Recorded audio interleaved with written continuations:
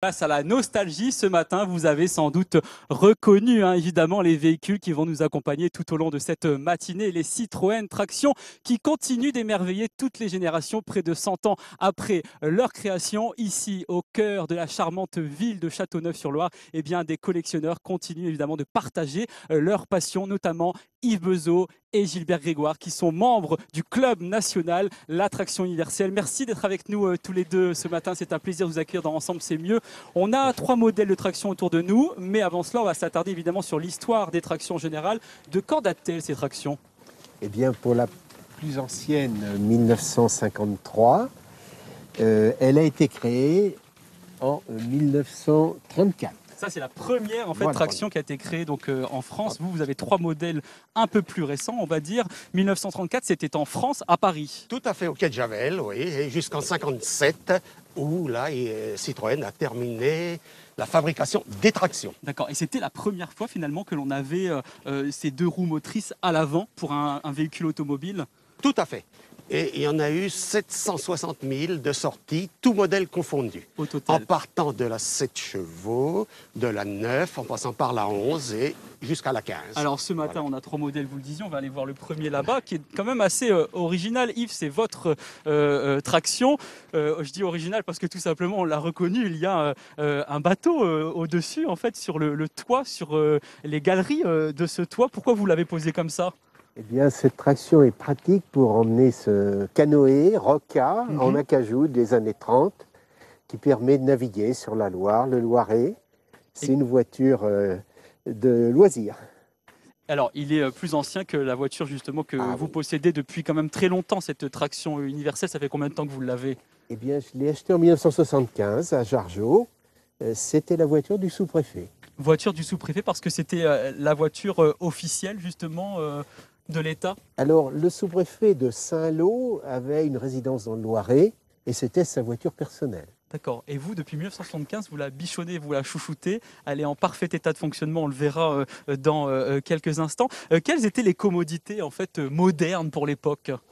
Eh bien, les freins hydrauliques, une bonne suspension, une voiture sans marchepied qui permet une tenue de route car elle est très basse sur la route. Et une ouverture avec des portes à l'envers de ce que l'on connaît aujourd'hui. C'est beaucoup plus pratique justement à utiliser, à manœuvrer.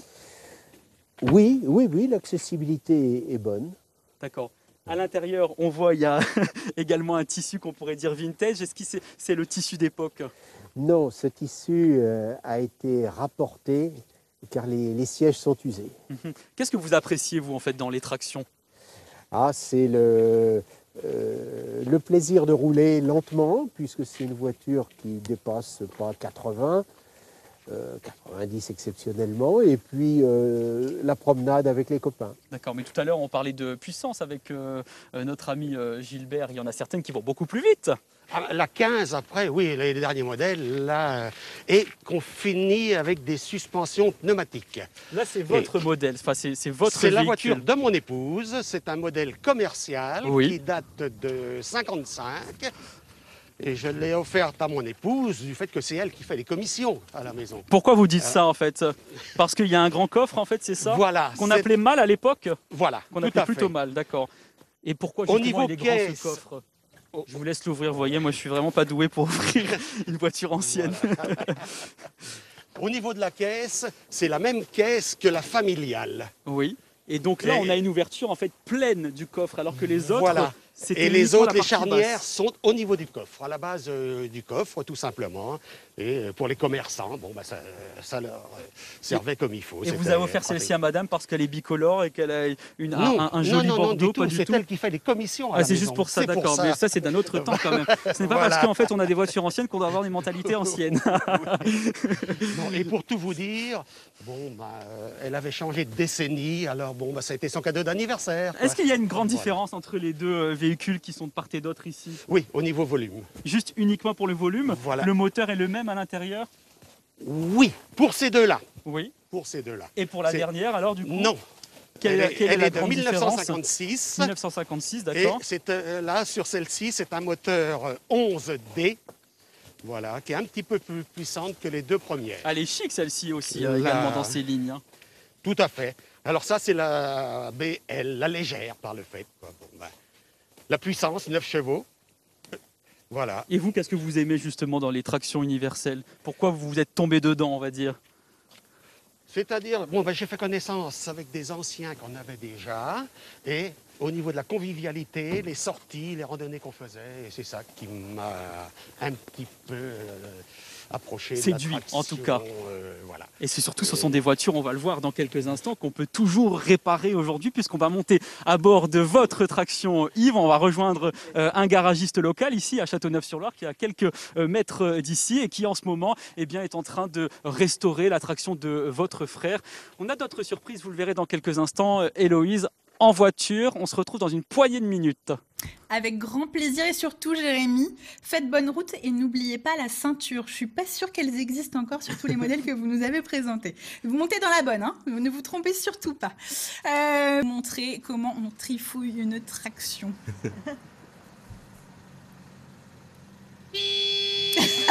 Et nous sommes bien arrivés, Héloïse. On a pris un peu de temps, c'est normal, c'est une voiture d'époque. Hein. Je rappelle que cette traction est des années 50, hein, Yves. On arrive à l'intérieur donc de Mika Auto, ici, au cœur de la ville, évidemment. Alors, on va sortir de la voiture parce que vous allez découvrir la surprise. Nous avons ici des trésors à l'intérieur, Héloïse. Nous avons une première traction ici, qui est l'attraction du garagiste qui nous accueille ce matin. Et puis derrière, on a l'attraction de votre frère Denis. Yves, vous avez vraiment mobilisé tout le monde hein, pour nous sur France 3 ce matin.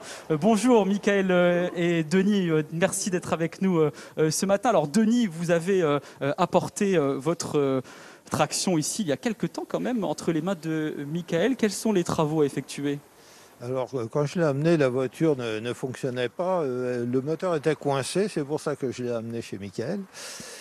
Il m'a fait ça rapidement et puis en faisant quelques explorations sur la voiture, il s'est aperçu qu'il y avait diverses choses qui nécessitaient des interventions urgentes. Alors on va justement écouter l'avis de l'expert, hein, Michael, puisqu'apparemment vous avez décelé d'autres problèmes au cœur de ce moteur, de cette traction qui appartient à Denis. Ça vous arrive souvent justement de rénover comme ça des véhicules aussi anciens? Oui, on en fait de temps en temps, disons qu'on en fait à peu près 1 ou 2 par an. Donc bien souvent, c'est surtout des véhicules qui ont été mobilisés un certain temps, donc une remise en route, des choses comme ça. Après, tout ce qui est carrosserie, nous, on fait pas, on fait sous-traiter. Nous, on fait vraiment tout ce qui est mécanique. Plus loin, on a un petit atelier qui fait du tournage, fraisage, qui nous fabrique des pièces. Donc voilà, après... Donc sur ce véhicule, voilà, on l'a remis en route. Hein, donc c'était une voiture qui a été immobilisée un certain temps.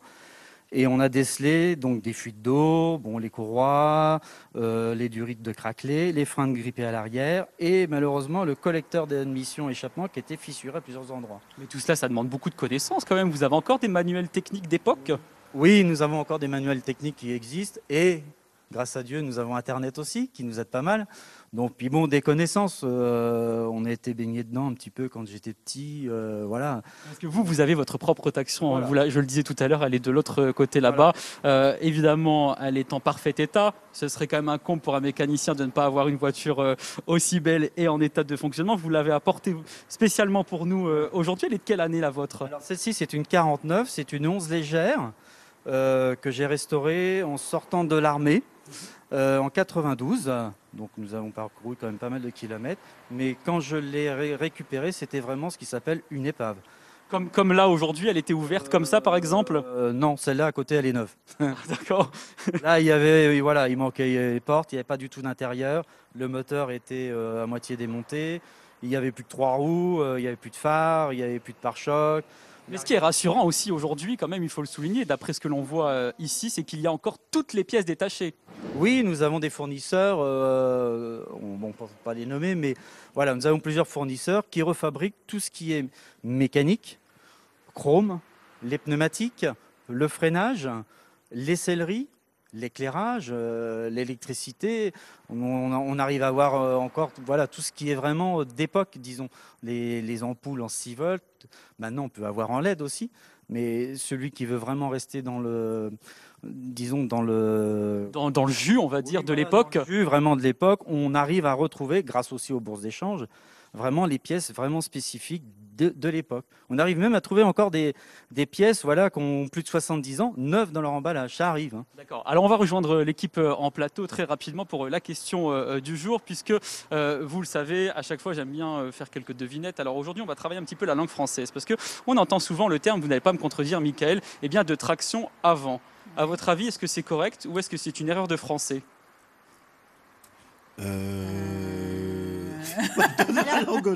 Peut-être que le moteur est à l'arrière et du Allez, coup... je vous aide en fait. Traction et avant.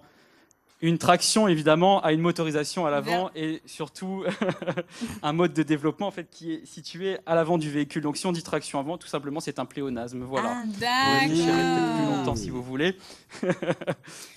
Ça marche. Donc c'est une erreur en fait finalement d'utiliser le terme de traction avant, on peut dire traction tout simplement. Voilà pour la question. On va se retrouver dans une poignée de secondes dans un autre lieu. Vous parliez d'épave tout à l'heure. Je crois que Yves, dans votre garage ici au cœur de Châteauneuf-sur-Loire, vous avez également un véhicule qui attend de passer entre les mains de Michael pour lui redonner son lustre d'antan. On prend la voiture, on y va. Eh bien, avec plaisir. À tout de suite. Et alors, je sais que la voiture ne va pas spécialement vite, mais ce serait quand même bien que vous arriviez au point où vous êtes censé arriver dans un petit instant. Merci beaucoup, Jérémy. On passe à notre... Et oui, on vient juste d'arriver dans le garage d'Yves. On a les 3 véhicules qui étaient avec nous au début de cette émission. Et au fond, là-bas, tous les deux, je vous invite à aller directement, Gilbert et Yves, à sortir. Donc cette voiture, vous allez voir, qui est assez exceptionnelle, hein, en très mauvais état. Mais on l'a bien vu depuis tout à l'heure. En fait, tout est possible. On va pouvoir restaurer cette voiture. Il y a tout ce qu'il faut ici sur place. Et j'en profite pour avoir à mes côtés, eh bien, Danuta, vous êtes la compagne de Gilbert. Et je crois que bien, ce que l'on voit là en ce moment, c'est-à-dire tirer et pousser une traction, c'est ce que vous avez vécu le jour de votre mariage. Bah oui, ça nous arrive parce que on est mariés et mon mari, il me fait grande surprise. Il vient me chercher avec une voiture ancienne de 1926. Et après mariage, on a fait petite promenade. Et 100 mètres avant maison, voiture, il s'est arrêté. Donc, jeunes mariés, qu'est-ce qu'ils ont fait? Ils sont poussés. Quand ils ont poussé notre voisin, juste à ce moment, passer à côté de nous et faire photo. Et c'est ce qu'on a vu sur la photo, effectivement, à l'instant, à l'écran. Merci, Danuta. Alors, voilà, pourquoi vous êtes lancé dans cette aventure un peu folle, Yves, de racheter une deuxième traction dans un état quand même d'épave, on va dire, quasiment? Oui, c'était un défi. J'ai 6 petits-enfants et j'ai pris une familiale avec des strapontins pour pouvoir emmener les enfants dans la voiture du grand-père. Elle est de quelle époque, en fait, celle-ci? On peut la découvrir? Celle-ci, elle est de 52. Ah oui, on voit à l'intérieur les strapontins, c'est incroyable. Hop. On a la poussière avec. Ça fait combien de temps que vous la stockez dans votre garage? Oh, ça fait 5 ans. Et ça ne vous fait pas peur de la voir comme ça, en fait? Vous vous dites, un jour, elle sera remarquable. Il y a du travail. Mais c'est ce que vous aimez, vous êtes passionné, évidemment. Oui. Quel conseil vous donneriez à celles et ceux en fait, qui aimeraient justement se lancer dans une aventure et dans l'achat d'une traction? Eh bien, être persévérant pour vivre un rêve. Oui, ça coûte cher une traction aujourd'hui? Non, dans cet état-là, 2000 €.